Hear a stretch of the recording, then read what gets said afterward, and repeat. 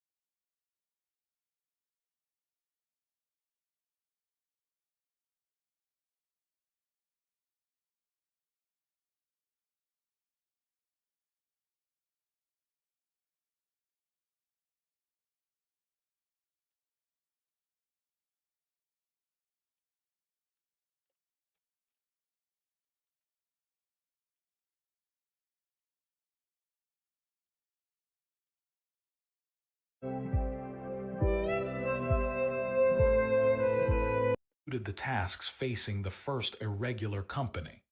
While Sonny failed to make the memories considerably stronger, he succeeded in tailoring several other structures here and there, all built of wood.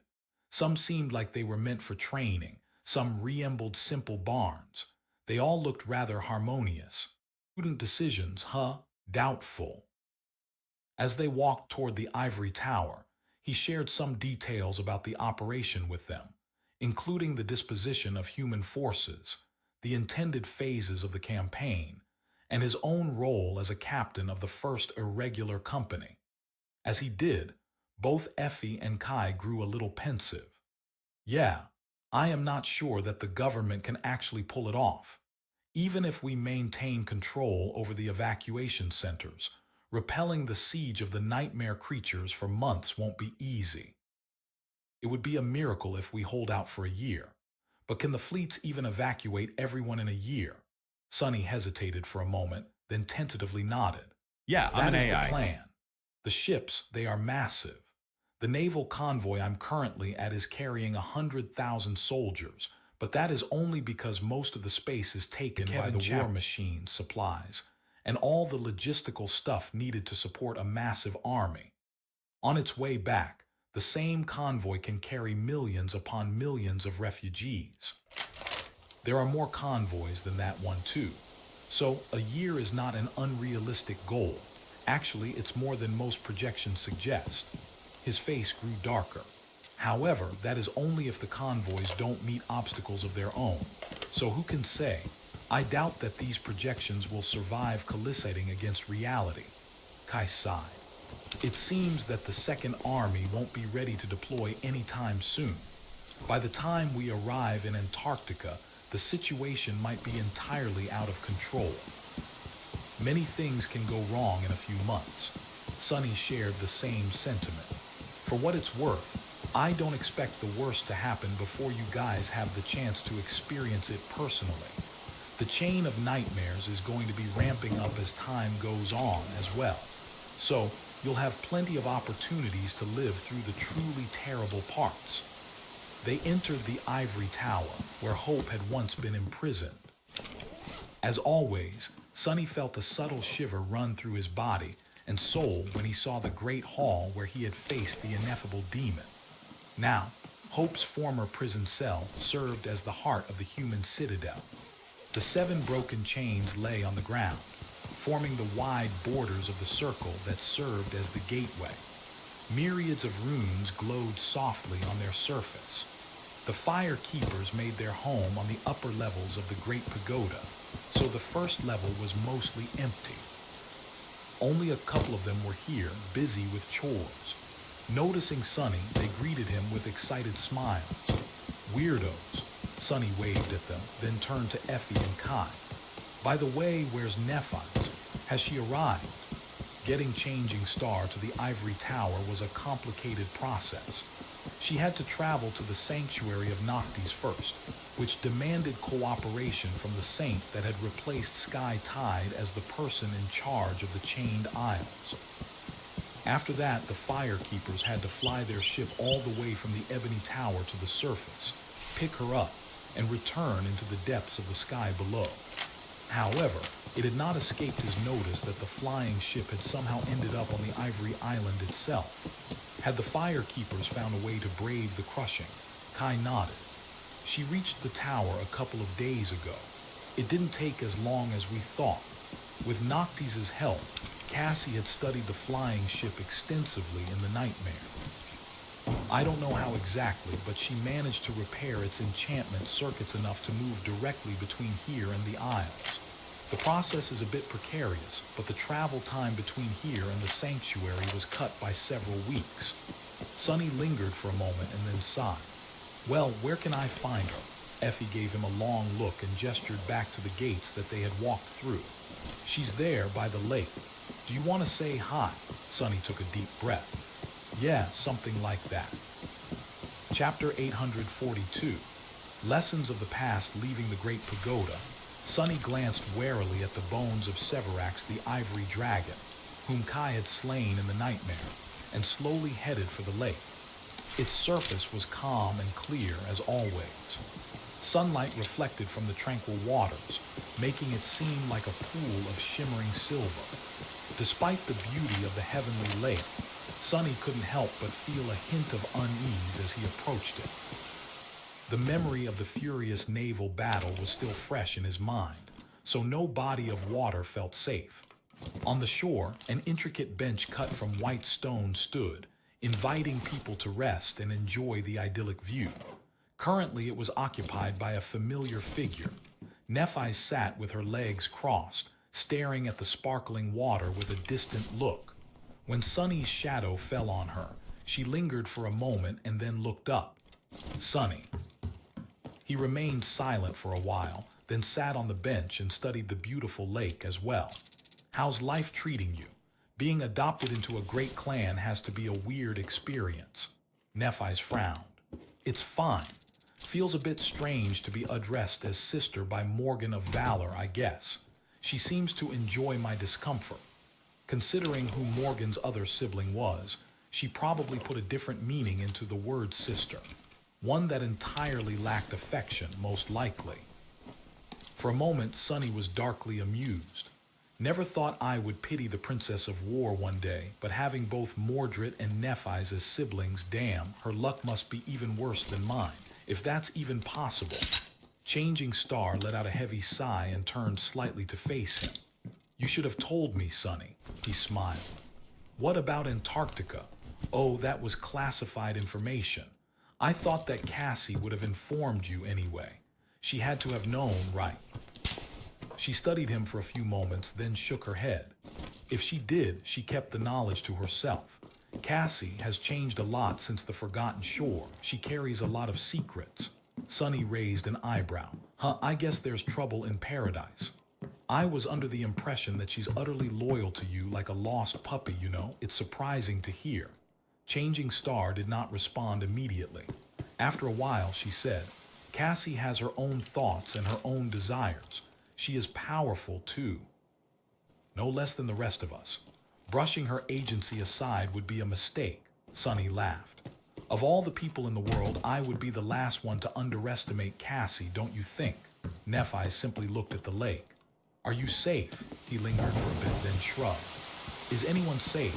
I am surrounded by thousands of soldiers, awakened masters, and even a few saints. Plus, I'm me.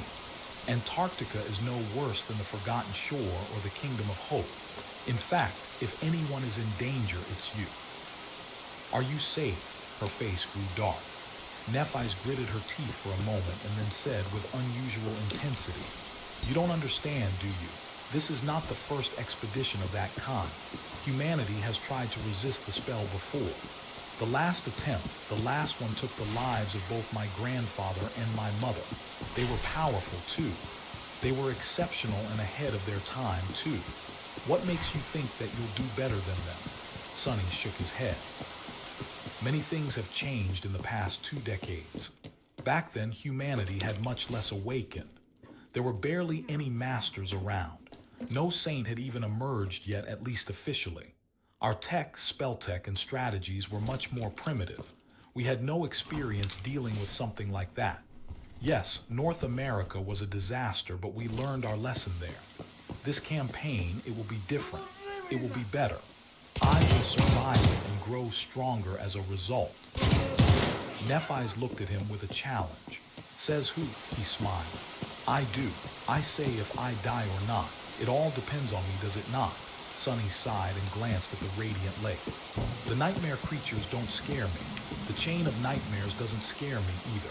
If there's one thing that does, however, it's the great clans and their ambitions. Will they really come to Antarctica to start a war of their own? A troubled expression appeared on Changing Star's face. She hesitated before giving him an answer. I don't know, maybe. It is a perfect opportunity. His own face grew ugly. Why are they doing it now? This is insanity. Our civilization is already on its last leg. Nephi's lingered for a while, then sighed. There has to be a logic to their actions, but what is it? I am not sure. All of it is very strange. We are missing something, I think. A key piece of information that can explain everything. The sovereigns, they never do anything without a reason, Sonny scoffed. Is there something you are sure of? She looked at him and said in a serious tone, there is one thing. Changing Star remained silent for a moment, distant flames dancing in her cold gray eyes. When the great clans do come to Antarctica, all of us better be ready.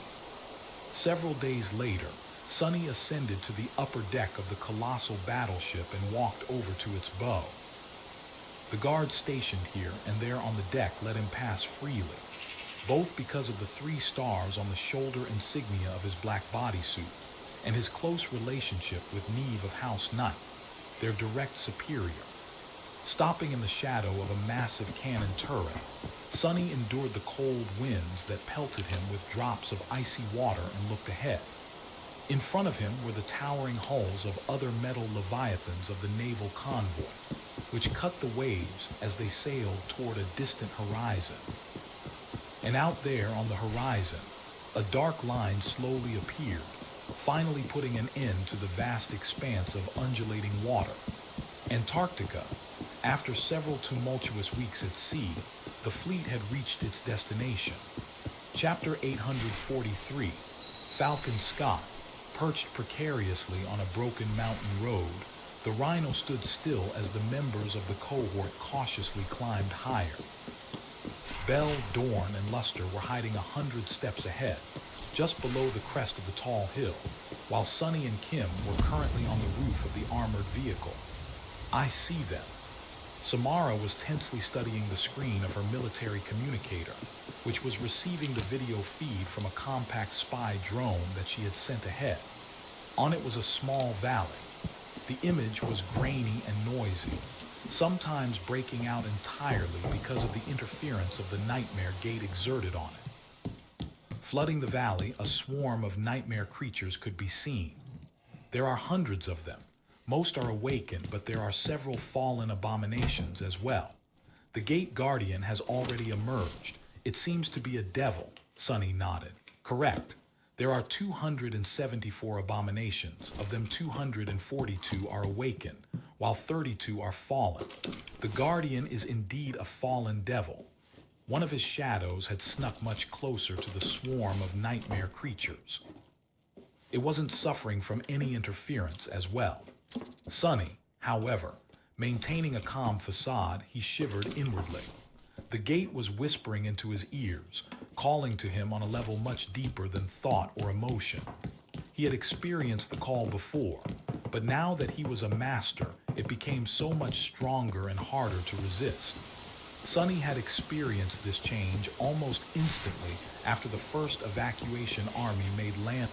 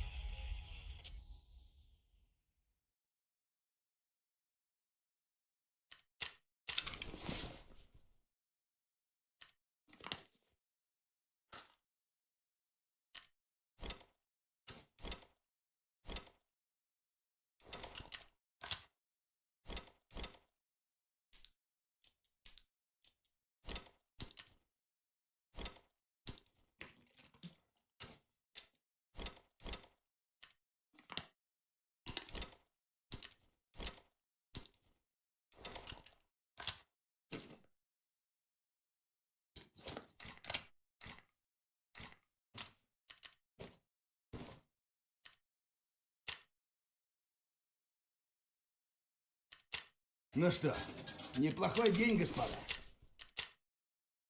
And fall in Antarctica. While the other 3 convoys were sent to East Antarctica, the largest and most populated region of the southern quadrant, the one he had traveled with was meant to deliver troops to the Antarctic Center. The Antarctic Center was a long, narrow, mountainous landmass that served as the administrative and industrial center of the continent. As such, it harbored many priority targets that had to be evacuated at all costs. The first several days after the arrival of the army was pure chaos. The large city they entered, Falcon Scott, was in a state of utter havoc. Millions of people had just learned that their entire lives would be uprooted, or maybe even lost. While the local government forces had done their best to maintain order and prepare the civilians for evacuation, that did not amount to much in the end. The situation had been only made worse by all the gates that were opening near and within the city. As one of the Southern Quadrant Awakened had put it, it used to be that one gate opened every few weeks. Then it was one every week. Then several a week. Then one every day. By the time the evacuation army arrived, the situation was swiftly growing even worse. With so many gates around, every awakened, master, and saint felt their call, some more than others. It wasn't easy for Sonny to adjust to this new, subtly maddening reality. He wouldn't be surprised if the prolonged exposure to the call drove many people insane. But they had not reached that point yet, even if the world seemed to have lost its mind. After spending several days in the panicked chaos consuming Falcon Scott, a large chunk of the Army Corps stayed behind to start converting it into an impregnable fortress. The northernmost city of the Antarctic Center was going to serve as its largest evacuation center, so it had to be converted into a full-fledged siege capital in the coming months. Most of the government forces, however, moved out and started their long march south. Their job was to reach other population centers, establish safe evacuation corridors, and start moving civilians through them to the handful of siege capitals. The first irregular company left with the field army and split up to assist its various divisions. And now, just a day later, Sonny's cohort was going to fight its first battle. The division they were escorting was already engaged in a low-intensity confrontation against a mass of nightmare creatures that had emerged from half a dozen gates at the lower altitudes. To wipe the abominations faster, they needed to flank them, but the most suitable road skirted the mountain slopes and was itself blocked by the 7th gate. Deploying soldiers to fight on such rough terrain was problematic, so the irregulars were sent instead.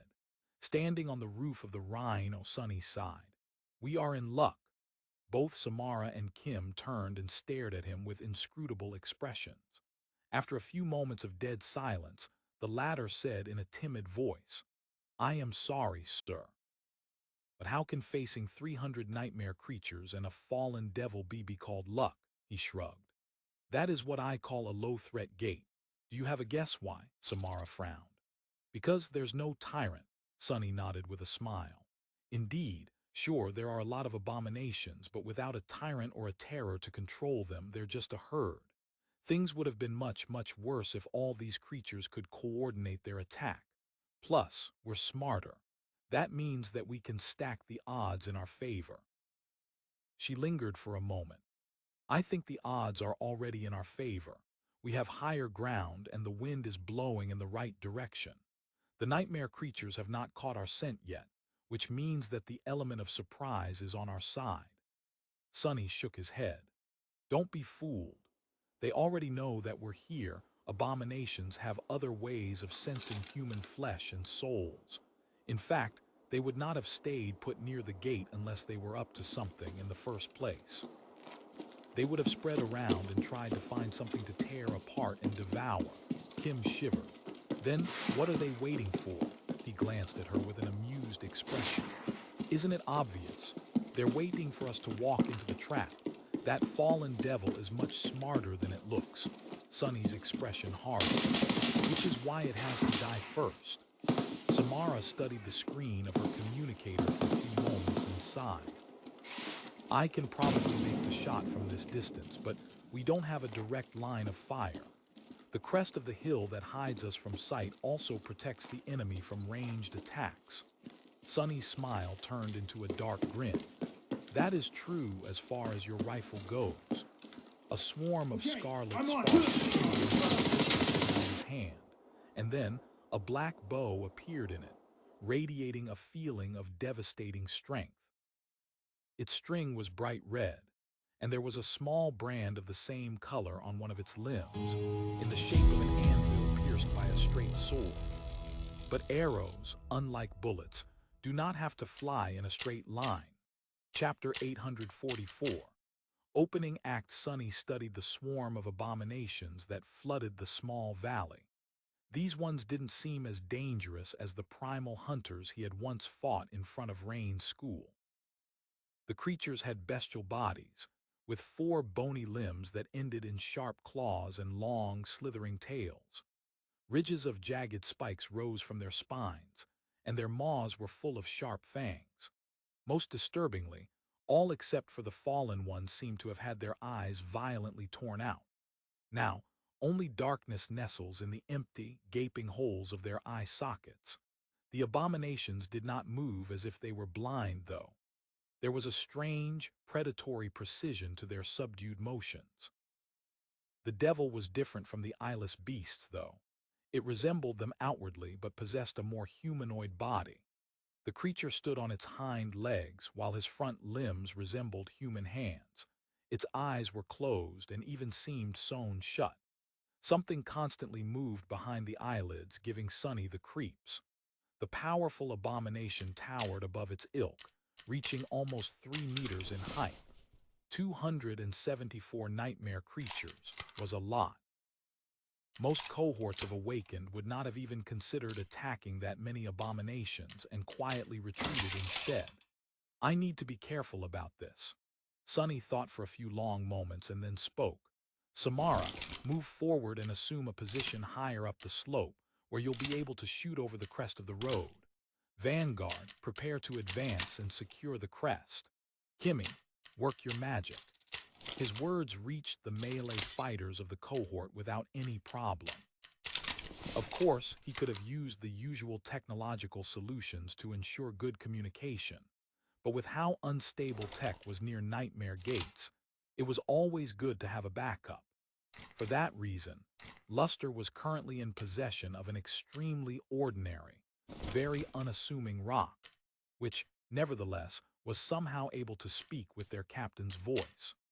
One of Sonny's shadows was following the vanguard as well, so he had no trouble hearing their responses. As the cohort's ranged specialist hoisted the heavy rifle on her shoulder and jumped down off the rhino, the melee vanguard crept forward. Quentin served as the center of the formation, with Bell and Dorn flanking him. Luster stayed behind, to cover their backs and prevent any monsters from escaping toward the rhino.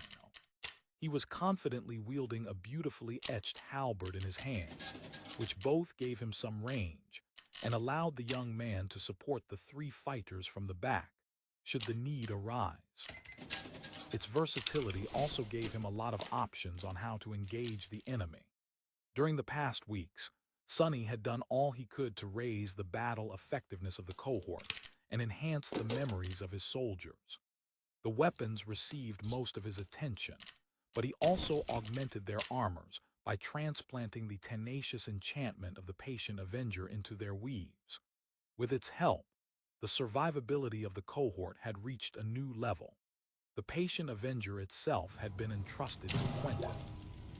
Sonny also transferred the Blood Blossom to Bell, with much reluctance, of course.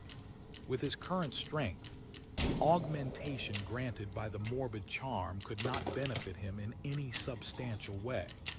It was a different story for the awakened swordsman, however, so the decision, sadly, made too much sense. Each member of the cohort was additionally protected by a charm that gave them slight resistance to cold, which is why they were able to all but ignore the slowly falling snow and the chilling wind that blew through the mountains. Standing near Sunny on the roof of the Rhino, Kim, who was wielding a round buckler, a sharp rapier, and had a snub-nosed automatic carbine slung around her back, concentrated and unleashed her ability. First, she borrowed Sunny's sight. This also allowed her to see what his shadows saw, even though receiving so many different perspectives put an immense strain on her mind. Then, she used her dormant ability to concentrate on the fallen devil and find its weaknesses. Finally, she shared her own perception back to Sunny, allowing him to see where to strike as well. The shadows did not see color, so to him, the body of the towering abomination became painted in different shades of gray. The lighter areas were the most resilient, while those that were darker were less protected.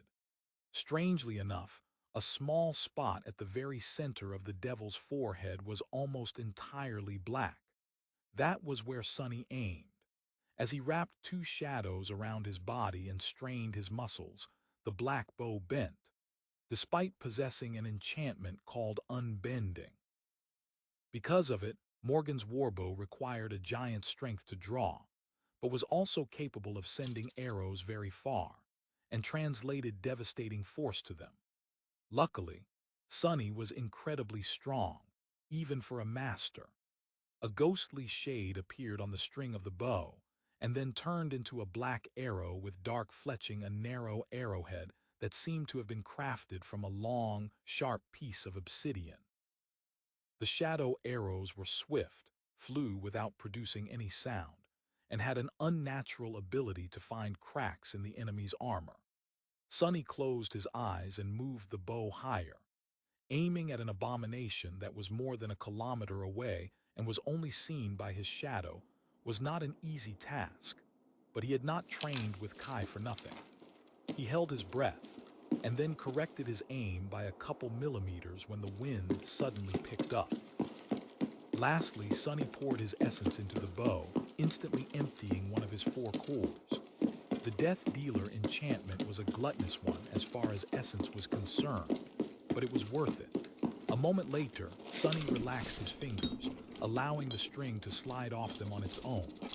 The black arrow noiselessly disappeared into the sky, so fast that it was hard to see it at all. It arched above the crest of the road, soared high, and then fell down.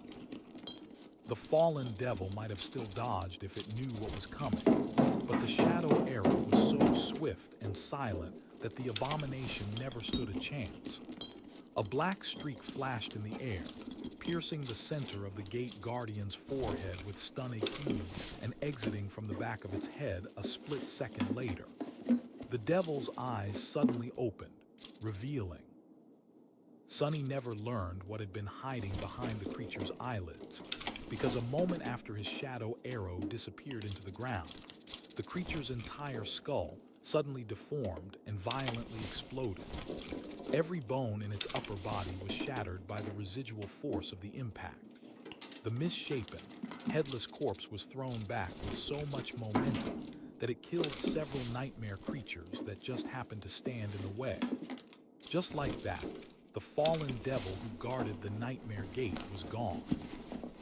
All members of his cohort froze for a moment, astonished by the ghastly sight. The nightmare creatures seemed to have been stunned by the sudden and gruesome death of their leader as well. Standing on top of the Rhino, Sunny lowered his bow and smiled with vicious glee. Not a bad start. A second later, the small valley exploded with movements as hundreds of abominations lunged in the direction from which the black arrow had arrived. Chapter 845. Ranged Specialist, you have slain a fallen devil, defiled witness. Your shadow grows stronger. You have received a memory. A swarm of fearsome nightmare creatures float up the slope of the small mountain valley, rushing toward the crest of the road, where a handful of awakened warriors were preparing to make their stand. The eyeless abominations were moving with ferocious determination, covering many meters with each stride as viscous saliva streamed from their terrifying maws. To their right was the slope of the mountain, while to their left was a canyon that grew deeper and deeper as the road climbed up. Standing at the top of the hill, Quentin, Bell, Dorn, and Luster studied the approaching avalanche of monsters with grim apprehension. Lowering the enchanted sledgehammer off his shoulder, the striker of the melee vanguard glanced at his comrades and spoke in a reserved tone. "What do you think?" Bell readied his sword and smiled. "This is going to be fun. If we survive, I won't have to be embarrassed about sleeping through the last one anymore." Quentin silently shook his head, while Luster, who stood behind the three, closed his eyes for a moment. "Crazy bastard," the swordsman simply laughed. At that moment, they heard a subtle electric whine and then a loud crack of a highly compressed sonic boom. A moment later, the head of a hulking abomination that towered above the rest of the swarm exploded into bloody chunks. The massive carcass toppled over like a marionette that had its strings cut, instantly turning into a lifeless heap of twitching meat. Standing on the roof of the rhino, Sonny drew his bow and let an arrow fly. "Keep aiming for their foreheads, Samara. Take down as many fallen as you can before the enemy reaches the 200 meters mark. Then switch to explosive ammunition and concentrate on the front rows of the awakened abominations. We must break their momentum." Hidden between large rocks higher up the slope, the deadly sharpshooter recharged her coil gun as she poured a steady flow of essence into an armor-piercing tungsten slug. "Understood." A heartbeat later, the rifle whined again, and another abomination fell to the ground. At the same time, a black arrow pierced the head of an especially frightening creature. This time, the effect was not as drastic, but the eyeless horror was killed just the same. Drawing the unbending warbow once more, Sonny briefly frowned. Too slow. They had barely 24 seconds left before the swarm reached the melee vanguard. That was not nearly enough to kill all the remaining fallen abominations. And then there were the 240 awakenings left, as well. Sonny and Samara would just had to do their best. Standing by his side, Kim nervously grasped the grip of her carbine and checked its magazine, which was loaded with bullets that seemed to glow slightly in the dim twilight. Each had been charged by Samara prior to the battle. Sadly, the supply of this powerful rounds was limited. The bullets slowly lost their charge as time went by, so the cohort could not hoard them. Black arrows rained from the sky, reaping one life after another. Head after head exploded, turning the cracked asphalt on the mountain road slick with blood. A fearsome nightmare creatures fell almost every second as the number of the fallen abominations slowly dwindled. At some point, Samara shifted her aim to the mass of the rabid, eyeless beasts. Her eyes shone with ethereal light as a different kind of bullet escaped from the thick barrel of the Gauss rifle with a thunderous roar. In the next moment, a powerful explosion tore through the front row of the rushing swarm. A dozen abominations were instantly ripped apart. Chunks of mangled flesh flew into the air in a cloud of bloody haze. Sharp shards of broken bones pelted the surrounding creatures like shrapnel, wounding and maiming them. Almost instantly after the disfigured corpses fell to the ground, the sound of another thunderous explosion rolled over the mountains, and then another. Two more bloody rifts appeared in the mass of the frenzied abominations. Now that Samara didn't have to aim, her rate of fire increased. However, so did her consumption of soul essence. That's enough.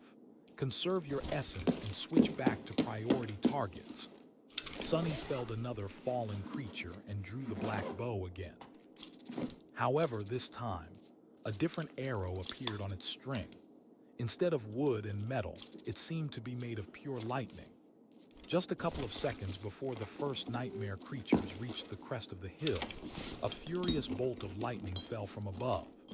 Augmented by the Death Dealer enchantment and two of Sonny's shadows, the strike of thunder instantly turned the abomination it hit into a cloud of swiftly dissipating ash.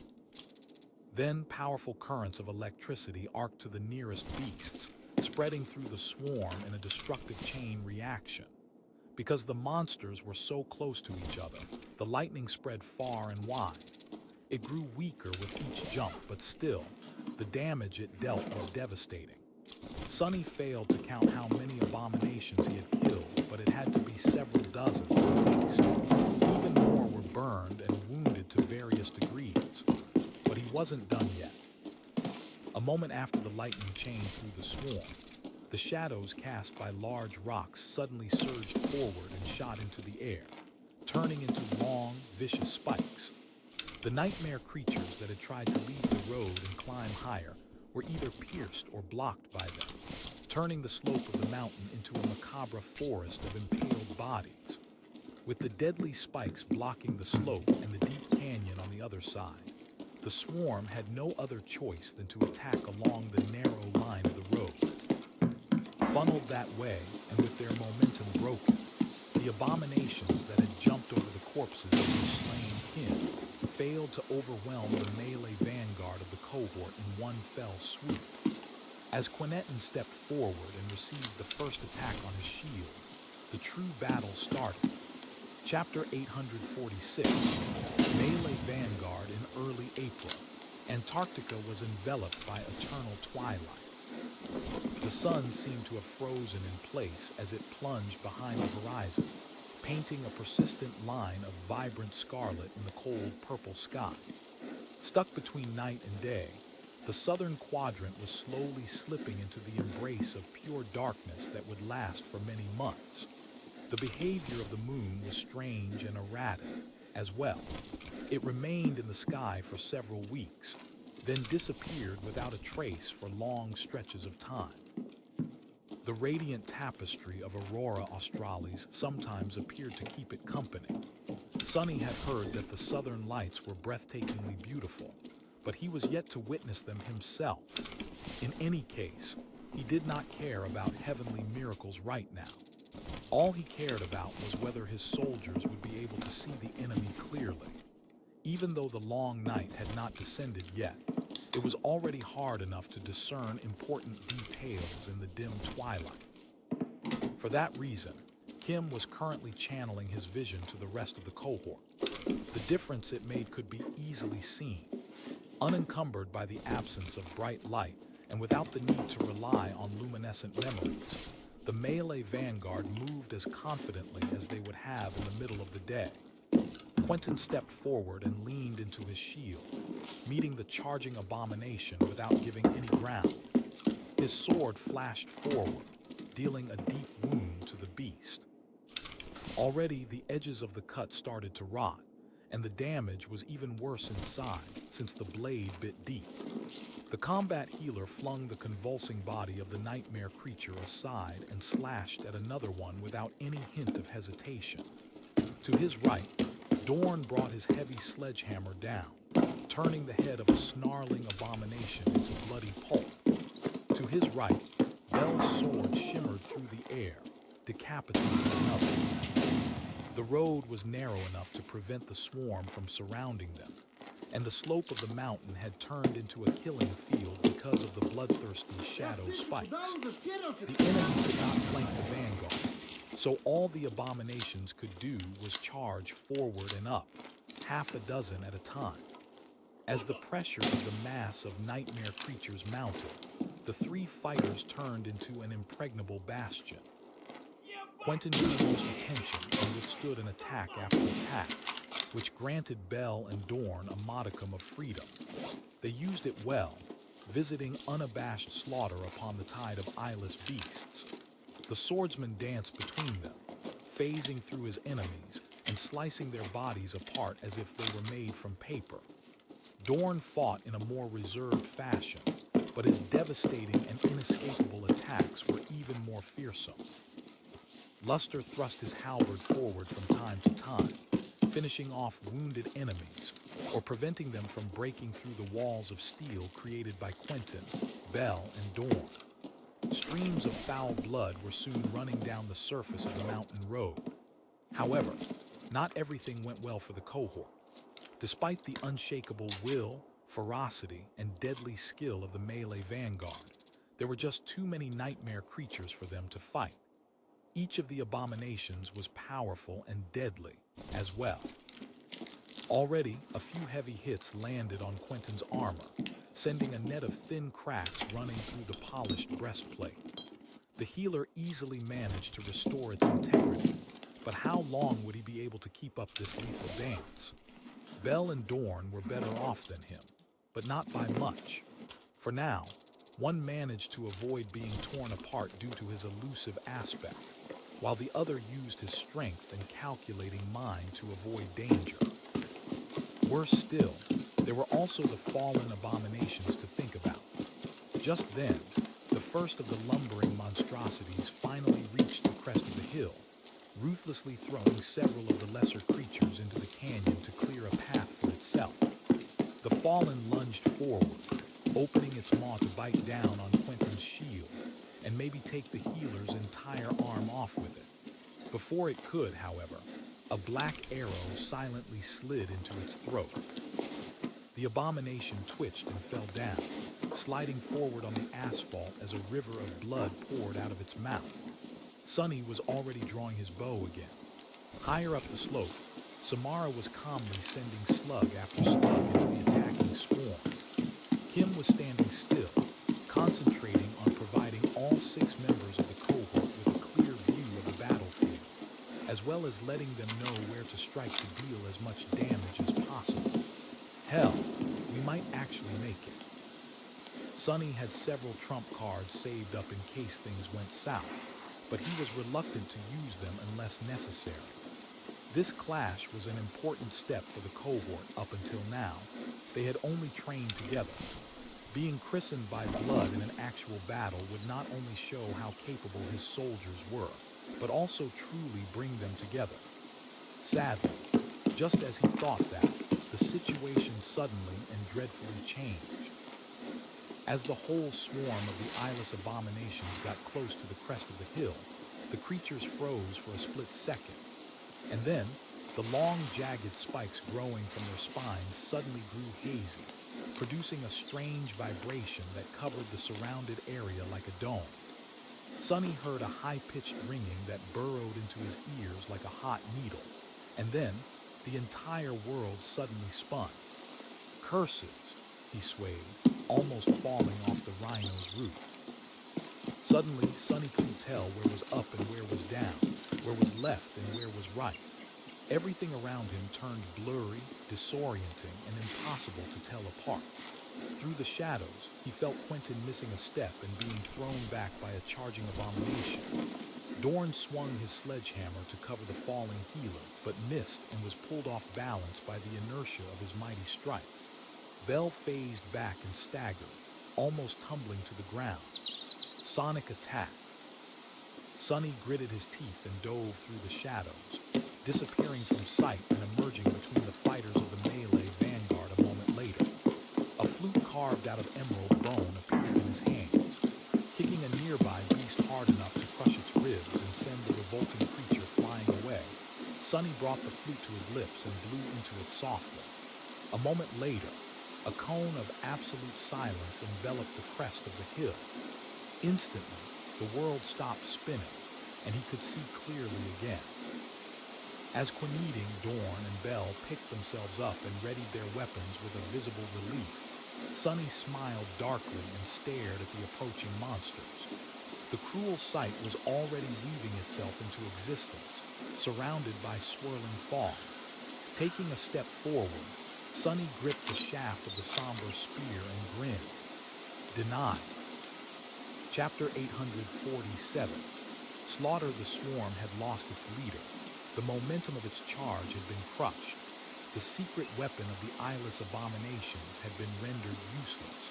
And most importantly of all, scores of them had already lost their lives, but the nightmare creatures still presented a mortal danger to the cohort. There were still enough of them to bury Sonny and his soldiers under a mountain of flesh, claws, and fangs. More than a dozen fallen abominations remained, as well, rushing forward to devour the 7 humans. An ugly smile appeared on Sonny's face. Come get us then. As the blade of the cruel sight shone with incandescent light, he He sliced through the body of a lunging beast and issued a quick command. "Vanguard, follow me." He put the shaft of the somber spear in the way of a snarling maw, shifted his weight to throw the enemy to the ground, and struck another abomination with the butt of his weapon. "Kim, move forward to the crest of the hill. Samara, get closer and keep pressuring the fallen." As he spun and unleashed a diagonal cut, beheading a disoriented monster, a new memory was already weaving itself into existence. A thin iron chain was soon wrapped around his neck. On it hung a small statuette in the form of a beautiful young woman that held a spear in one hand and a human heart in another. Blood was pouring from a gaping wound on her bared chest. The dying wish seemed to come alive as his essence flowed into it. Death wish, enchantment description. Those who witness the wielder of this memory are compelled, friends to be inspired, foes to seek the wielder out. The power of the memory grows the more enemies they give the gift of death, and can be consumed to heal the wielder's wounds. Death charge. 0/1000 now that Sonny was at the front of the cohort's battle formation. Both his soldiers and the nightmare creatures could see him clearly. Well, he wasn't sure if the eyeless abominations could see anything, but they definitely perceived him in some mysterious way. The effect of the transcendent charm could be felt instantly. Behind him, the 4 fighters of the melee vanguard were suddenly reinvigorated. Their movements grew faster, sharper, and more focused. The enemies, on the other hand, became even more frenzied. They lunged at Sonny like rabid beasts, consumed by blind hatred, hunger, and madness. With all this fury mostly concentrated on him and him alone, Quentin, Bell, Dorn, and Luster gained some space to breathe, which was a good thing, but crap. This was the first time Sonny used this particular memory, and he was already starting to regret it a little. The pressure of the mad onslaught of the creatures unleashed upon him was no joke. Gritting his teeth, he spun and danced, slaughtering one abomination after another. Guided by him, the vanguard slowly pushed into the swarm, taking a few tentative steps forward. Sonny served as the tip of their formation, turning into a bloody hurricane of radiant silver and bleak steel. Despite his superior strength and speed, another fighter would have been quickly overpowered by the sheer mass and ferocity of the countless nightmare creatures, then brought down to the ground and either crushed or torn apart. Luckily, Sonny was just too slippery and elusive to be surrounded and piled upon. As 3 shadows wrapped themselves around his body, his agility and swiftness reached superhuman heights. More importantly, when even that wasn't enough, he easily stepped through the shadows to avoid being swarmed by the onslaught of frenzied beasts.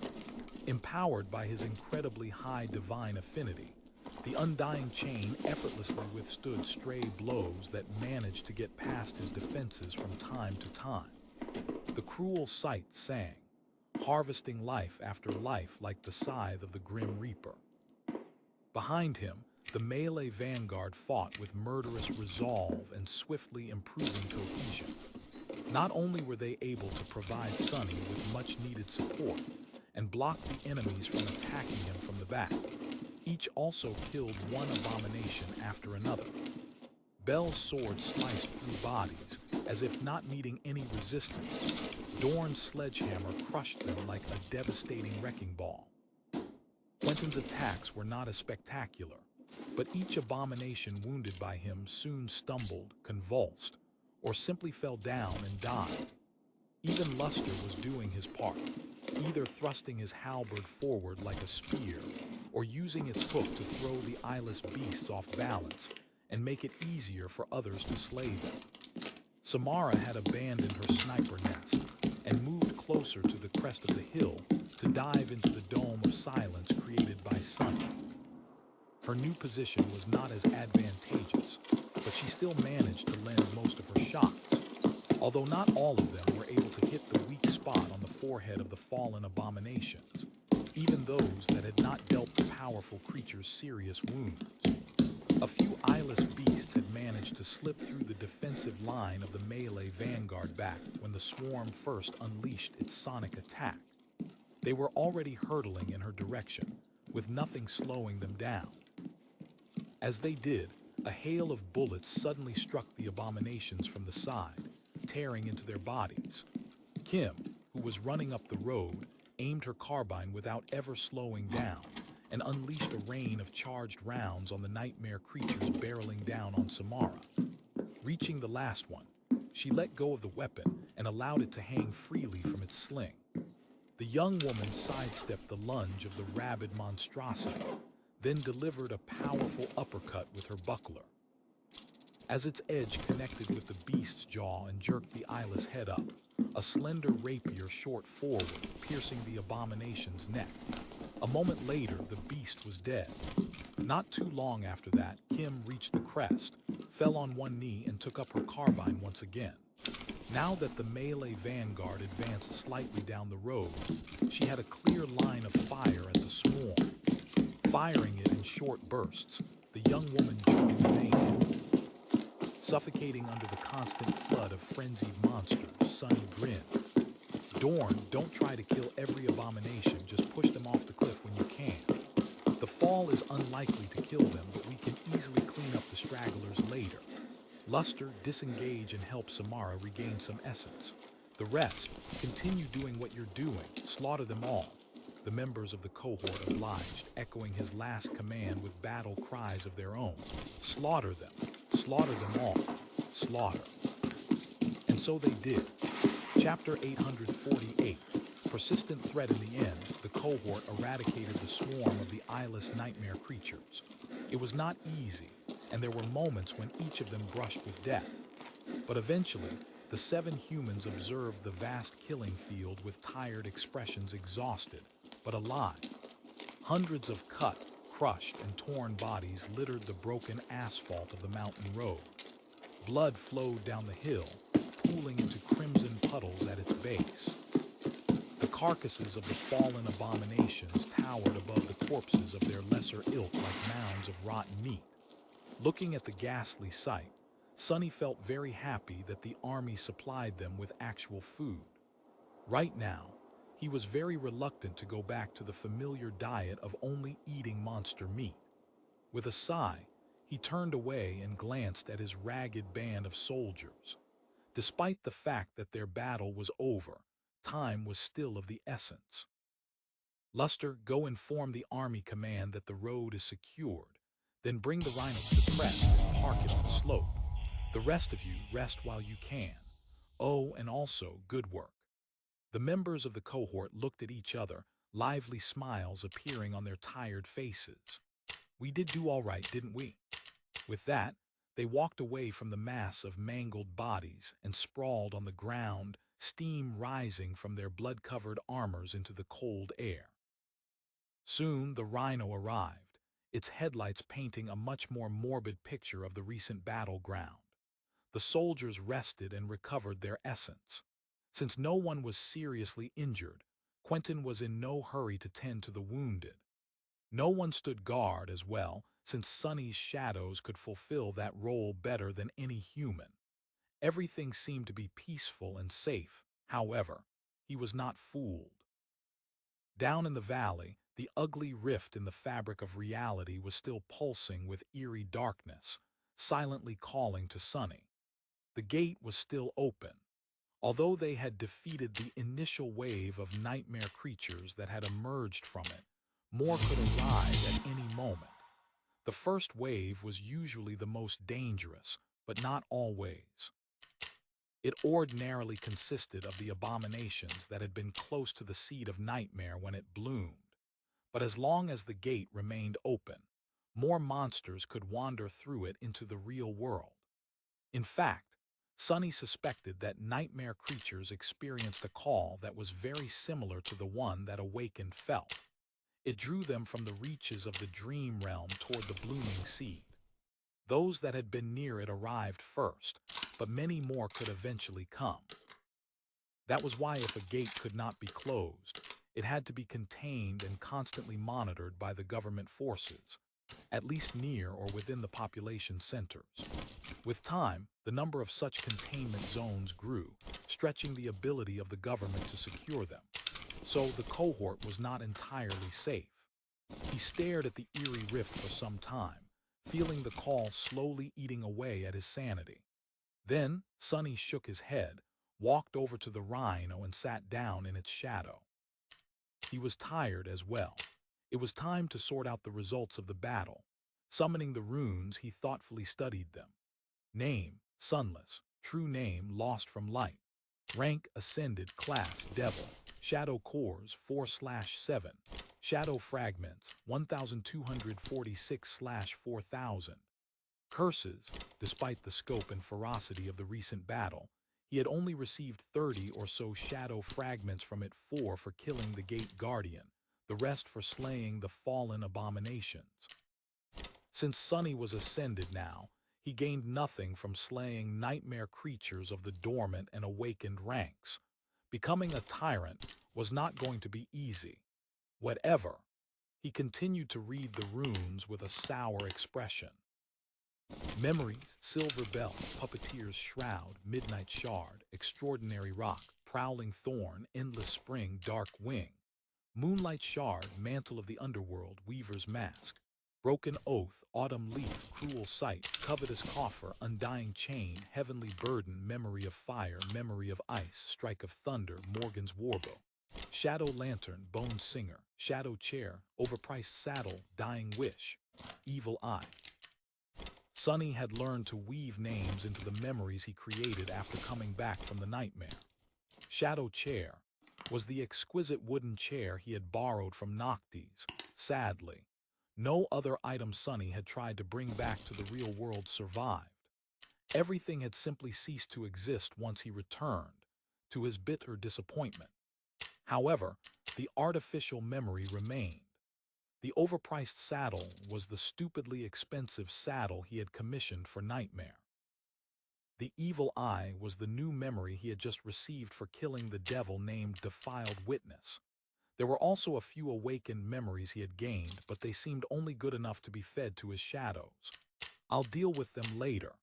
He turned his attention back to the runes. Echoes, Shadows, Marble Saint, Nightmare Soul Serpent. Attributes, Faded, Flame of Divinity, Master of Shadows, Blood Weave, Bone Weave. Aspect, Shadow Slave. Aspect rank, Divine. Aspect abilities, Shadow Control, Shadow Step, Shadow Manifestation. Aspect legacy, Shadow Dance. Flaw, Clear Conscience. Dream Anchor, Tower of Hope. The name of the soul serpent was dim and lifeless.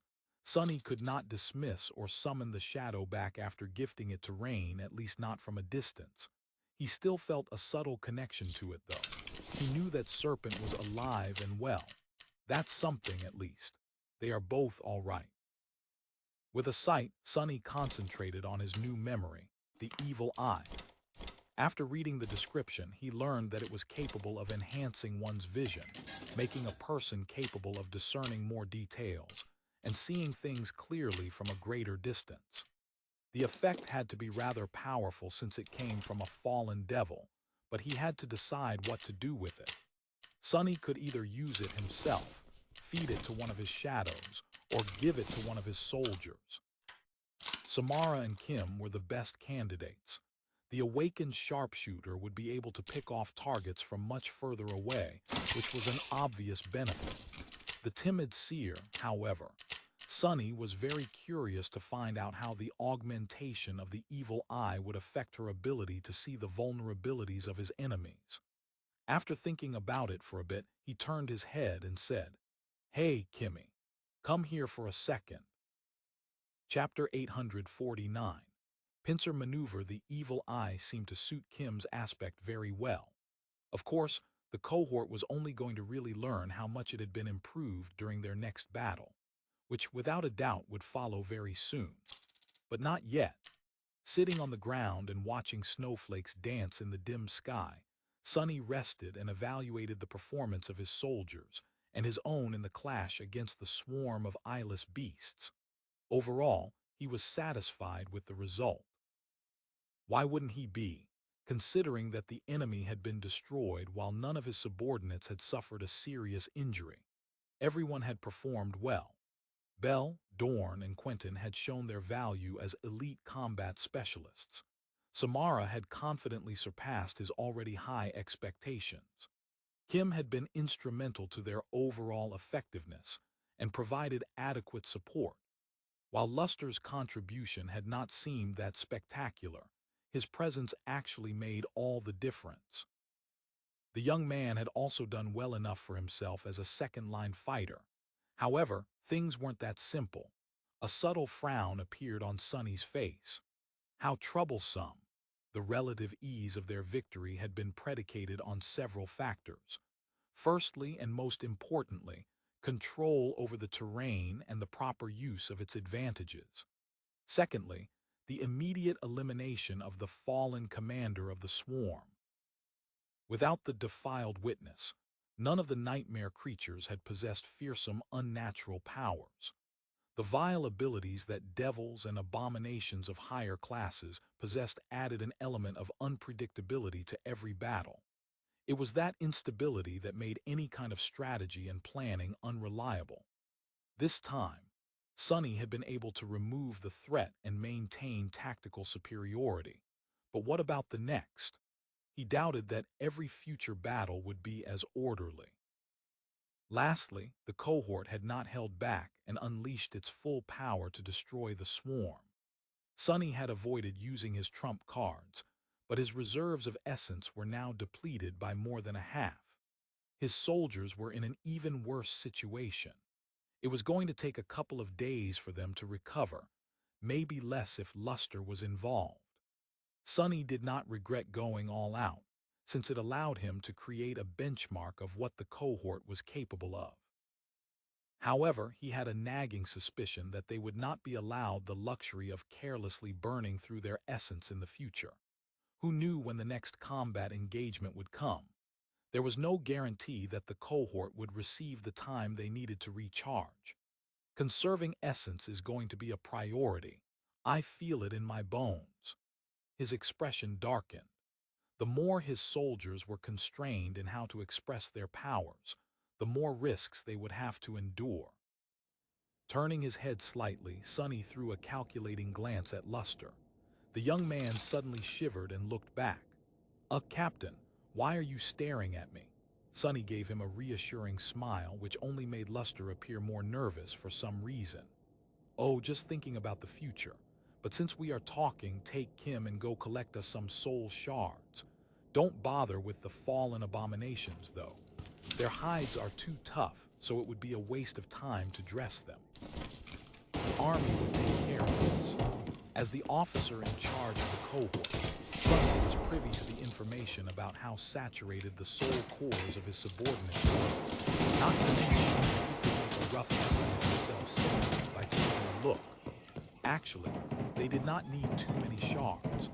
Dorn and Samara had long reached full saturation, while Bell and Quentin were extremely close to it. Only Luster and Kim lagged behind a bit due to their age. The cohort was going to reach its full potential sooner rather than later. As Luster and Kim were chaperoned by one of his shadows, just in case Sonny leaned on the hull of the Rhino and closed his eyes. After spending years in the deadly and unpredictable expanse of the dream realm, he knew not to miss the rare and precious opportunities to rest. For a while, the small mountain valley was calm and silent. Not too far away, behind the rugged slopes, the bleakness of the twilight sky was being torn apart by orange flashes of heavy artillery fire. The echoes of thunderous explosions reached the valley from time to time, but the mayhem itself remained somewhere in the distance, where the main body of the army division was engaged in a bloody battle against the small horde of nightmare creatures. Soon, however, a low rumbling drew closer, and subtle vibrations spread through the surface of the broken road. Opening one eye, Sonny looked down, where a long column of army vehicles was climbing up the slope. At its front, a squad of war platforms marched, their wide metal feet sending cracks through the asphalt with each step. A few of the smaller ones were holding rifles, not unlike the coil gun. Of course, they were giant hands. The massive rifles looked small and lightweight, like modest sidearms at most.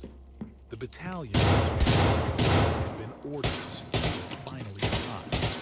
They were going to follow the road and flank the formations, finishing the pincer maneuver. This probably meant that Sonny and his soldiers were done with a short respite. Soon, the towering war platforms reached the crest of the hill where Rhino was parked, lingered there for a moment, and continued down into the valley.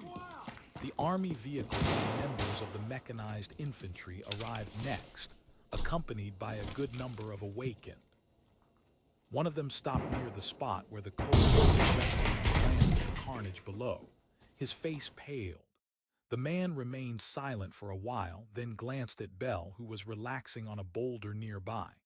You guys killed all these abominations by yourself," the swordsman simply smiled. "Sure did." The awakened stared at him incredulously. "But there are hundreds of them." Bell blinked a couple of times, then shrugged. "So, we're irregulars." The soldier opened his mouth, then closed it, then opened it again. Bell, meanwhile, thought for a bit and added, don't be too impressed. Our captain probably killed half of them. We just stayed back and tried to make ourselves useful." The awakened soldier was clearly impressed. He looked at the swordsman with begrudging respect, remained silent for a few moments, and asked, "Who is your captain?" Bell suddenly laughed. "Our captain, he is the devil himself." Chapter 850. Surrounded at that moment, Samara appeared from the hatch of the Rhino and called out to Sonny, "Captain, we are being hailed on the comms." He sighed, then opened his eyes and reluctantly stood up.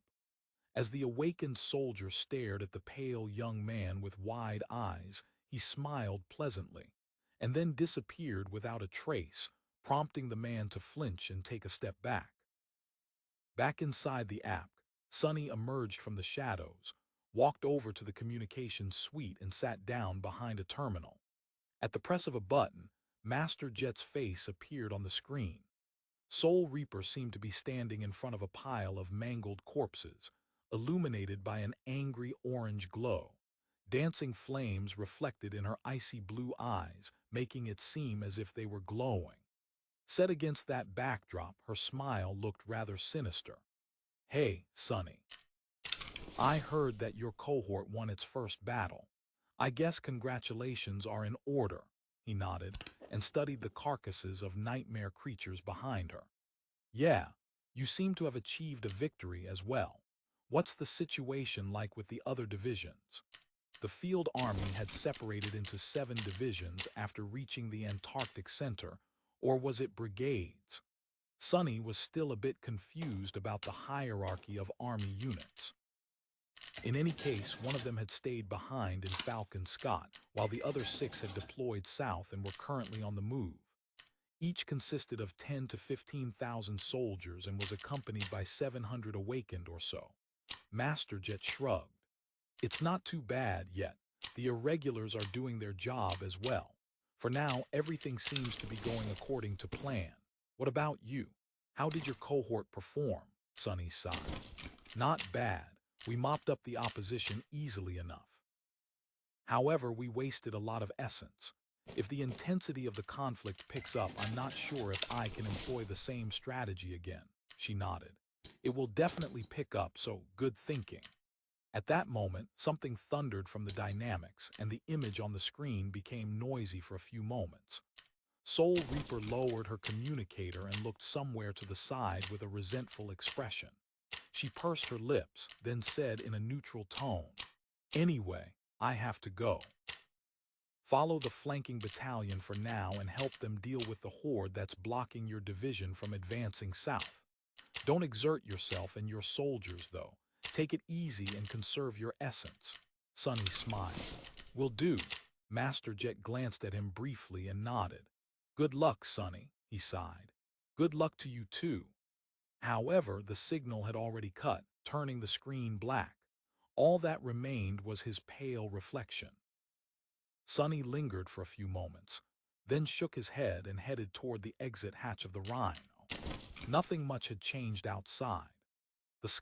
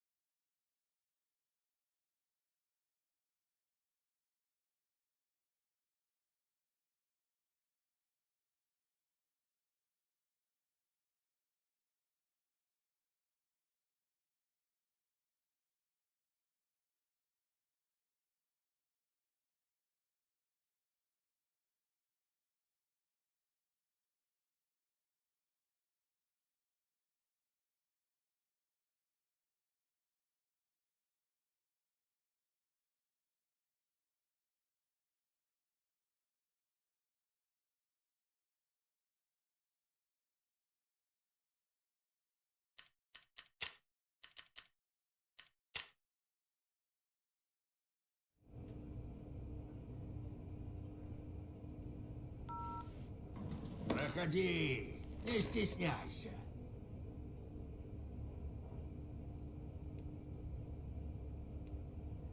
А, помнишь? Ну да, ты показал себя. Теперь и над таким дельцем можем поработать. Я узнал, что самыми первыми из города начали валить шишки из террагрупп. И ладно, один там свинтил или два. Можно было бы списать на совпадение. Но это было массово. Вот эти черти все заранее знали. Ёлки-палки. Террагрупповцы всегда гоняли на черных геликах. На них же и сваливали из города. По наводке, один из них вез с собой особо важную флешку. А там, по слухам, инфа по самолетику этому. Что-то очень важное. Нюхом чую здесь охереть какую тайну. А там где тайны, большие деньги. Прикинь, сколько бабла заплатят журналюги за какую-нибудь сенсацию. Или террагрупп, лишь бы свои секретики сохранить. Так, на чем я остановился? А, точно. Шишку этого с флешкой приняли. Хер его разберет. То ли дикие расстреляли, то ли военные перехватили, то ли еще что. И флешку, походу, мужик в тачке забыл. Мне нравится твое рвение, боец. Но точно сказать, где стоит тачка, я не могу. Эльвира в курсе этого дельца. У нее какой-то информатор есть. Сходи к ней, может, подскажет направление. Нет, пока ничего. Какой деловой, а? Иди, иди.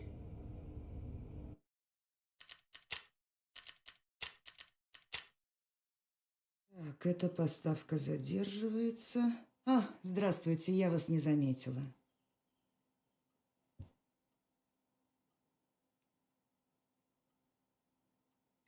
Павел Егорович меня предупреждал, что вы зайдете. Да, мне обрисовали ситуацию. Вы ищете черный джип.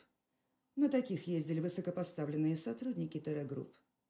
Я знаю одного человека, который может помочь вам. Он в курсе, где в последний раз видели интересующего вас человека и его машину. Только через меня. В наше время информаторами не разбрасываются. Вы в правильную сторону идете. Сейчас за все в нашем мире надо платить. Этот человек всегда просит доллары за информацию. Вы передайте мне наличными, а я отправлю ему.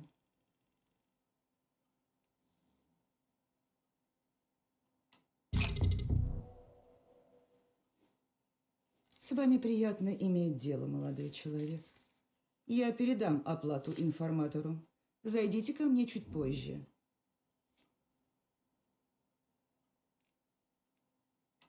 С вами приятно иметь дело. Заходите еще.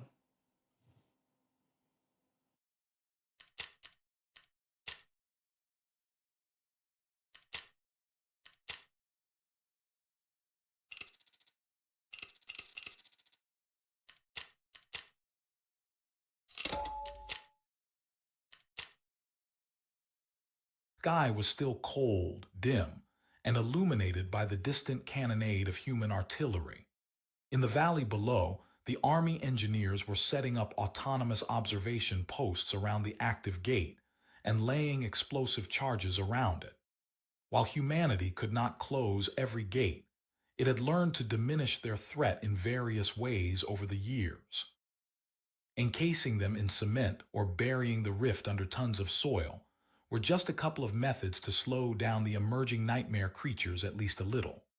Another group of support personnel was already cleaning up the road and harvesting the soul shards.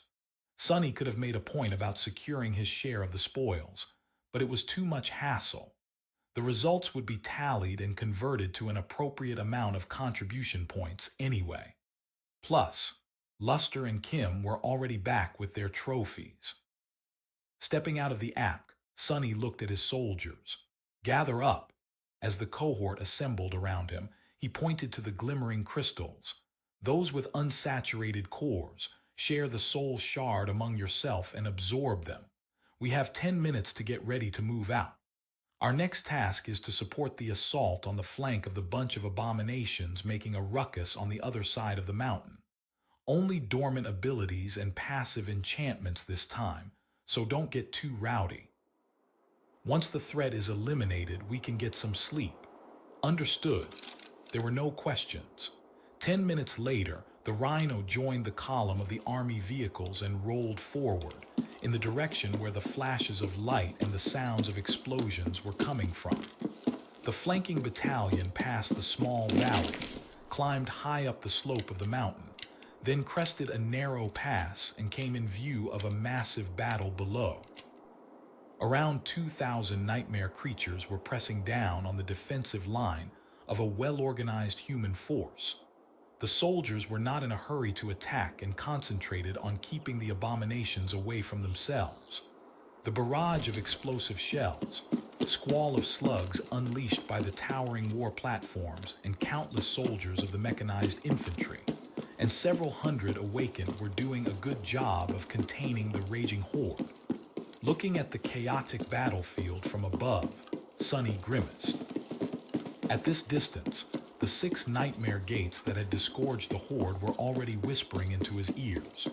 This is going to get old really fast, isn't it? The Army Command soon sent them a packet of information, marking down priority targets in the mass of abominations and transferring other important data. As the battalion formed to start the assault on the flank of the enemy force, Sonny studied it all and then pointed at an especially ugly monstrosity. That will be our target. We must take this gate guardian down. You guys help me clear the path to the big bastard, then stay back. Sure, Master Jet had told him to take it easy, but Sonny was not going to...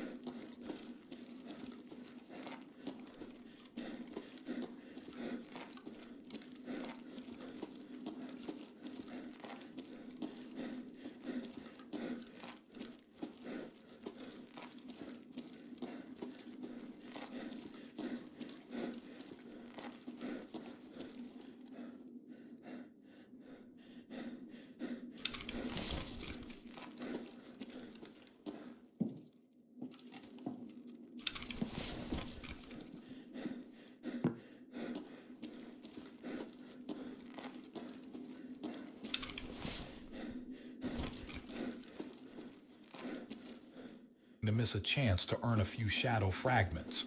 His eyes gleamed with bloodlust, making the members of the cohort shift uncomfortably. Soon, the preparations were done, and the flanking force attacked. At the same time, the main body of the division changed its routine, initiating a charge of their own. Pressed between the two, the horde of nightmare creatures stood no chance. Of course, the battalion attacking from the slope of the mountain and the irregulars accompanying it got it much worse than the rest of the human force. Nevertheless, the resistance of the abominations was quickly crushed, and they were ruthlessly eradicated. Sonny managed to take down another gate guardian as well. As the exhausted soldiers celebrated the decisive victory, he scowled deeply and then looked south.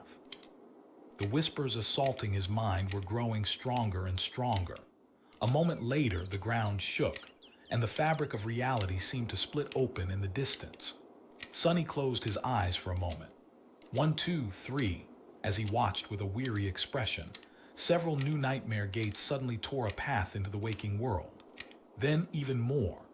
The shocked soldiers rushed to get back into formations while countless abominations were appearing from the rifts, flooding the air with their frenzied howls and shrieks. Worse still, one of the gates opened directly behind the army, putting it into an encirclement. Standing on top of the corpse of the massive guardian, Sonny sighed and shook his head dejectedly. This is going to be a long day. Well, of course it would be. Since they were in Antarctica, this day was going to last for another few weeks, and then turn into a night that would last for many months. He had a feeling that this endless night would feel even longer. I'm Sora 2, the new AI in town. Haha, we're not afraid. Our list got them all. Sora.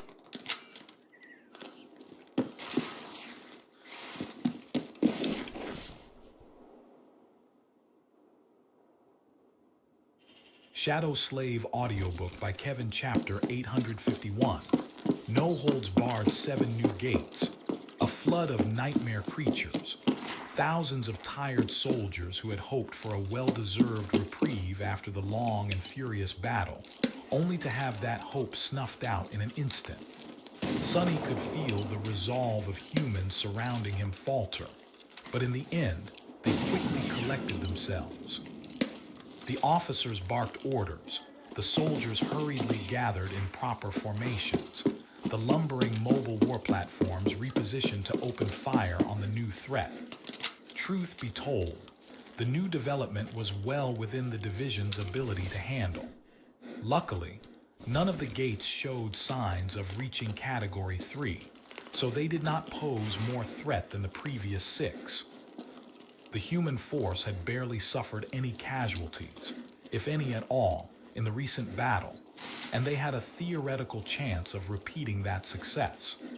If there was one problem, though, it was that the division, just like Sonny and his soldiers, had overexerted itself in the previous engagement. Logistical vehicles hastily moved forward to give the fighters an opportunity to reload their empty magazines and recharge their armor suits. Artillery needed new batches of explosive shells. Infantry needed energy cells and ammunition. MWP companies needed to cool down to avoid a forced shutdown. All that demanded time, which caused humans to blunder the immensely important opening act of the second offensive. Additionally, they had lost the precious terrain advantage and strategic control due to the fact that one of the gates opened behind them. That just meant that the warriors of the awakened detachment had to pick up the slack and buy their mundane comrades a chance to regroup and properly enter the battle. That included Sonny and his soldiers, too. Damnation. Sonny remained motionless for a few moments, studying the approaching flood of nightmare creatures as his mind went into an overdrive. He had no doubt that hundreds of awakened accompanying the division would be able to stall and destroy the threat eventually. However, this time, the human force was not going to achieve victory with minimal losses. Many people were going to die. Was it time to unleash his trump cards already? This is just day one, for heaven's sake. He had come to Antarctica in search of greater strength. Saving the lives of his fellow soldiers sounded very much like something that a man of conviction would do. However, Sonny was not convinced.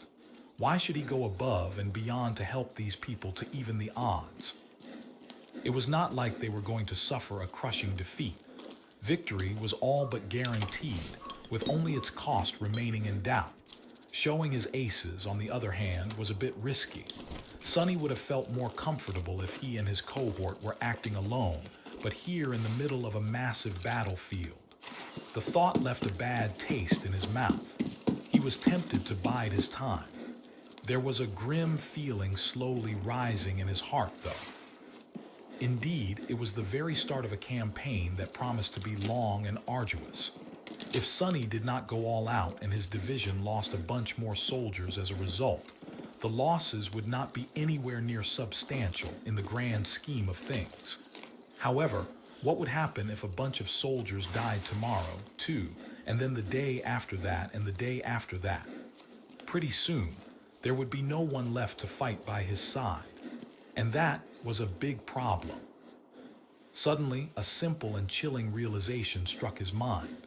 Sonny's eyes widened slightly. The thing he had come to understand was so straightforward that it bordered on obvious. Antarctica was not a place where one could hold back. Even though the chain of nightmares was far away from reaching its full magnitude, everyone had to exert themselves to the absolute limit already, or face eventual and inevitable destruction. In fact,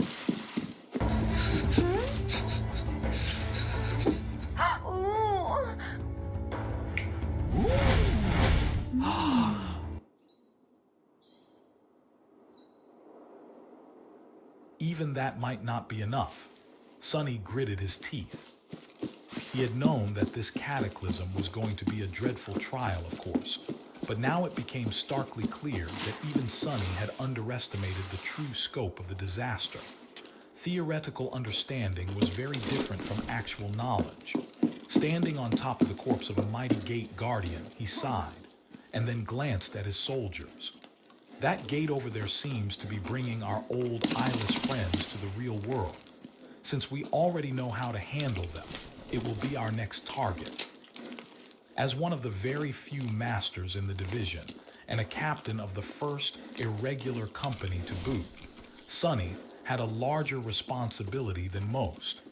It was a given that his cohort would have to lead the charge on one of the 7 gates. However, he couldn't be in several places at the same time. The gate that had opened behind the human formation, the one that posed the most threat and prevented the division from presenting a united front, thus constraining every soldier on the battlefield, was too far away from his position, and so the irregulars had no hope of reaching it in time. Someone else would have to handle it. Move out.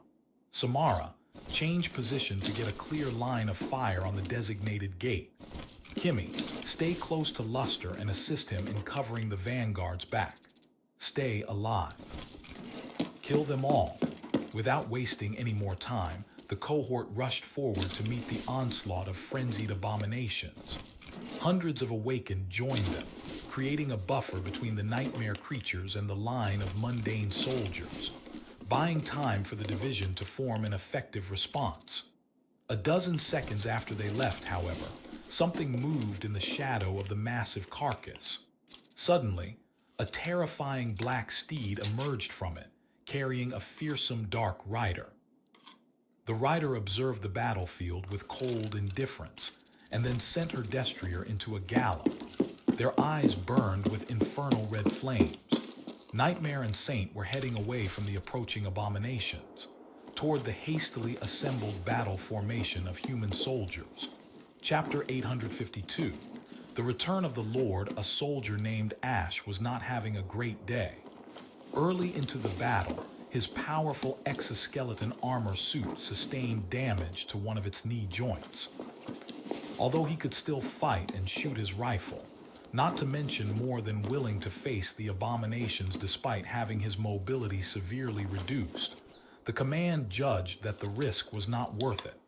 As a result, He had to abandon his fellow infantrymen and retreat to the supply train of the division, where a team of techs tried to repair his suit as fast as possible. Sadly, they weren't fast enough.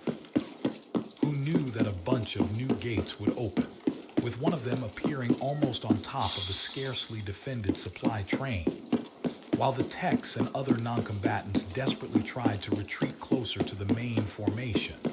Ash and a small number of soldiers that happened to be nearby had no choice but to face the advancing nightmare creatures alone. They unleashed a torrent of bullets at the monsters, but there were just too many of them. Even when he emptied his shoulder-mounted launcher to send a hail of miniature rockets into the mass of rabid abominations, the surprisingly potent explosive load his missiles carried failed to make any difference. He had managed to slaughter a number of dormant bastards with that salvo, but those of them that were awakened, you needed an awakened to kill another awakened. All mundane soldiers knew that, more or less. Slowly, Ash's blood turned cold in his veins. Bad, bad, bad. An officer's shout reached his ears through the communication system of the armor suit, barely legible because of all the distortion produced by the massive gates. Tack bayonets, attach bayonets. That was the order that every soldier dreaded. Ash resolutely pressed a button on the side of his rifle. A moment later, a powerful alloy blade slid from underneath its barrel, turning the weapon into an improvised spear.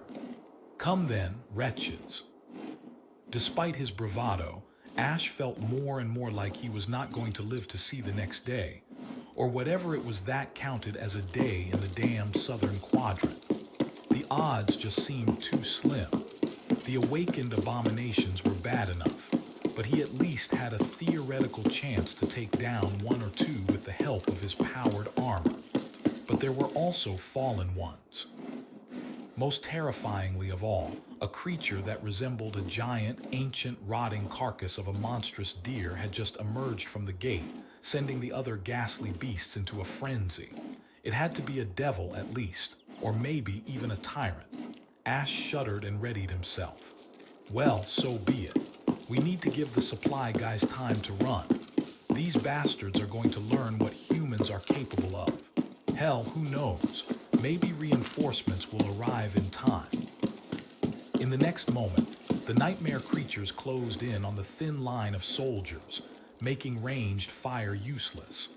Ash caught a lunging dormant beast on the tip of his bayonet and grunted, feeling his powered armor suit being pushed back. Strong! The mini-busters on the back of the heavy exoskeleton ignited, pushing him forward. Ash sliced through the flesh of the revolting creature, then tried to land a blow on another snarling abomination. Sadly, at that moment, the damaged joint of his armor finally gave out, throwing him off balance. The bayonet slid off the hide of the awakened monster without leaving even a scratch on it. Ash helplessly toppled to the ground. Before he could move, sharp fangs closed on his shoulder, easily crushing the tempered alloy of his armor and the complicated internals of the powered suit. A terrible pain tore through his side. Die. I am going to die. He looked up and stared at the ugly snout of the monster that was going to kill him, his eyes wide. And then, the monster's head exploded into bloody chunks. Ash blinked as a visage out of a nightmare flashed past him.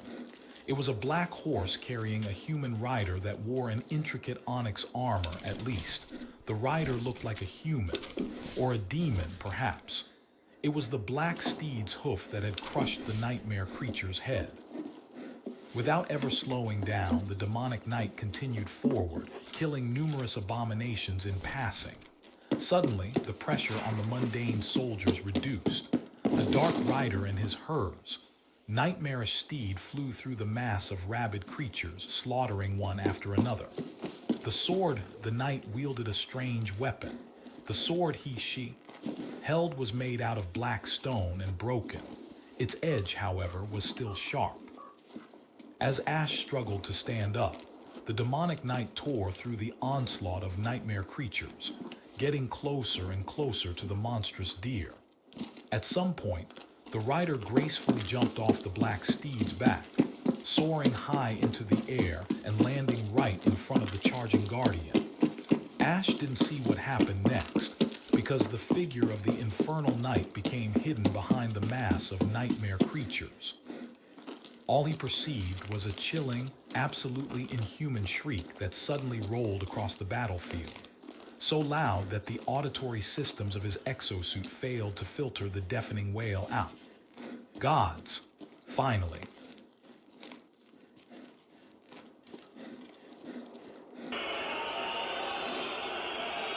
This season, go tic-tac-goal and score. He managed to raise himself from the ground. The battle was still not over, in fact. It was only Exit started. located. Even though EP Ash would located. have to struggle to do anything with only one functioning leg and a torn shoulder that reduced the range of motion of his right arm, he was determined to do his part. Rising his rifle once again, he glanced forward and saw the dreadful black horse rampaging among the nightmare creatures. There was no sign of its demonic rider, but judging by the erratic movements of the giant deer-like monstrosity, the Onyx Knight was fighting it. Who is crazy enough to attack that horror alone? But the mysterious warrior did not just attack the terrifying gate guardian. Ash froze for a moment. Wait, did he know? She did that demon actually. The rotting body of the ghastly deer suddenly swayed, and then toppled. Another shriek pierced Ash's ears, and then the mass of nightmare creatures seemed to lose most of its coordination. The gate guardian was dead. Ash couldn't believe his luck. And as if fortune truly smiled on him today, not too long after the fearsome abomination fell, reinforcements arrived from behind, forging an impregnable defense line to stop the enemy's advance. Ash fired the last of his bullets, then stumbled away and retreated. This time he was sent to the field hospital instead of a repair vehicle, to have his body tended to instead of his powered suit. There, wincing as his torn shoulder was hastily mended together, Ash frowned. Wait, that armor, that demonic aura, the cold indifference and dark charisma. His eyes suddenly widened. The battle still raged on, but Ash was utterly preoccupied by something else. Was I saved by Mongrel? Chapter 853. Bone Singer this time. Sonny chose to dove into the melee from the very first moment of the battle. His bow was a fearsome tool to slay powerful targets from a distance, but now that the situation had come to a full-fledged frontal assault, restraining the horde of lesser nightmare creatures was more important. After all, they were only less than when compared to utterly terrifying abominations. Each was still a deadly threat. Plus, using the Death Dealer enchantment again was out of question. Not to mention that the value of the Dying Wish was vastly increased, considering that he was leading a good 100 of Awakened instead of a single cohort right now. Any ally who could see Sonny clash with the monsters would feel inspired to fight with renewed zeal and resolve. On the other hand, he was also facing an entire horde of nightmare creatures instead of a single swarm. That meant that the Dying Wish would make him the target of hundreds of frenzied abominations. Its power had also increased due to the fact that he had already killed dozens of enemies affected by the Death Wish enchantment in the previous 2 battles. Oh well, he would just have to manage somehow. Sonny had already decided to go all out, but now, for the first time in a long time, he suddenly felt a dire lack of powerful tools at his disposal. He had always prided himself on how formidable and versatile his arsenal of memories was, but it seemed to have fallen behind the kinds of threats Sonny was facing these days. He didn't even have anything to arm Saint with.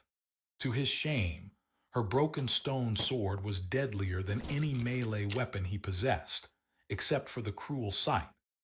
As a part of an ascended demon, the stone blade carried the power of an ascended weapon as well. Sadly, unlike Taciturn Shadow herself, the sword had not shown any sign of being able to repair itself. Yet, Sonny was clad in the undying chain, wielded the cruel sight, and harnessed the power of the dying wish. He was also augmented by two of his shadows. Saint only had the broken oath, which she could not use recklessly while riding Nightmare. The Black Courser and his rider were empowered by one shadow each. Other than that, there was not much Sonny could employ to change the odds in his favor. Damn it, I really need more memories. What of the tools he did have, though? Kimmy, what do you see? His soldiers were his tools, too. Considering that the last powerful memory Sonny had found went to Kim, he hoped to get some results. There were just a dozen seconds left before they clashed with the enemy. The young woman lingered for a moment and then said something that ignited a small flame in Sonny's heart. I see. These beasts are vulnerable to sonic attacks. Sonny had formed a similar suspicion after facing the eyeless abominations for the first time, but unsubstantiated suspicions were not something a good strategy could be built upon. Now, however, I bet it's their perception, has to be. He summoned the flute carved out of a strange emerald femur, the Bone Singer. This ascended memory of the third tier which he had gained in the Red Colosseum possessed three enchantments: Sonorous, Silenced, and Sepulture Song. The first one allowed the flute to sing at various volumes. This was the enchantment Sonny had copied to the Silver Bell and the Ordinary Rock. The second allowed the flute to create a dome of silence around itself. The third one, Sonny had not been able to use it yet. I was getting bored. Release me and watch them grovel. Live by the sword. Let us take to the skies. Uprooting me? Allow me to prove to you that life is no game.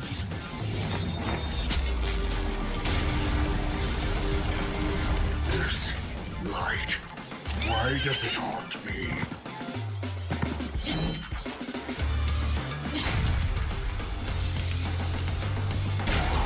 Download Watcher of Realms for free now.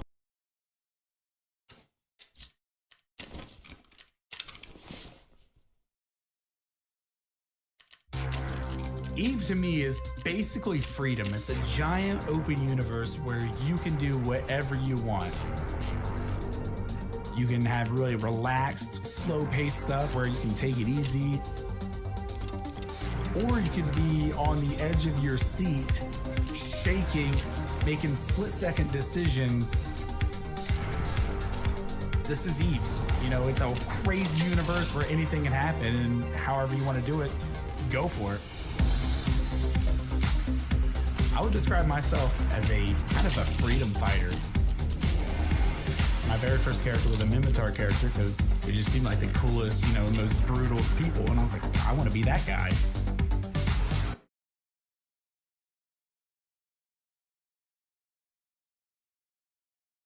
It was supposed to raise the dead. However, one had to know how to actually play the flute to activate it, which Sonny did not. Additionally, the risen corpses would be murderous, wicked, and uncontrolled. The only way to command them and prevent them from attacking the summoner was to soothe them with a correct melody which he had no way of knowing as well. In any case, Sonny was only interested in the sonorous enchantment right now. Commanding the flute to sing as loud as it could, he saturated it with his essence and then threw the bone instrument to Luster. Play it. The young man caught the emerald flute and stared at it with a startled expression. But Captain, I have no idea how to. Sonny was already turning back to the tide of abominations. Just blow into the hole, damn it. Luster hesitated for half a second, then obediently brought the bone singer to his lips. A moment later, a deafening, discordant, ear-piercing whistle exploded from the flute, spreading far and wide. And just a moment before the flood of eyeless abominations crashed against the awakened, they suddenly stumbled and lost their momentum, as if severely disoriented. Sonny grinned as the cruel sight reaped the life of his first victim. The Bone Singer had not produced a sonic attack per se. It was just terribly loud and hideously shrill. However, just like he had thought, that turned out to be enough. The beasts were blind, after all. They had to perceive the world through some other means, and their hearing had turned out to be the dominant one of those. If Sonny had to guess, he would have said that the long spikes on their backs were meant to sense sound waves spreading through the air, which the abominations were then able to interpret into a coherent picture of their surroundings. Subjecting them to the terrible song of the bone singer was akin to using a flashbang grenade. Without ever slowing down, Sonny cut into the horde of nightmare creatures. Driven into a murderous frenzy,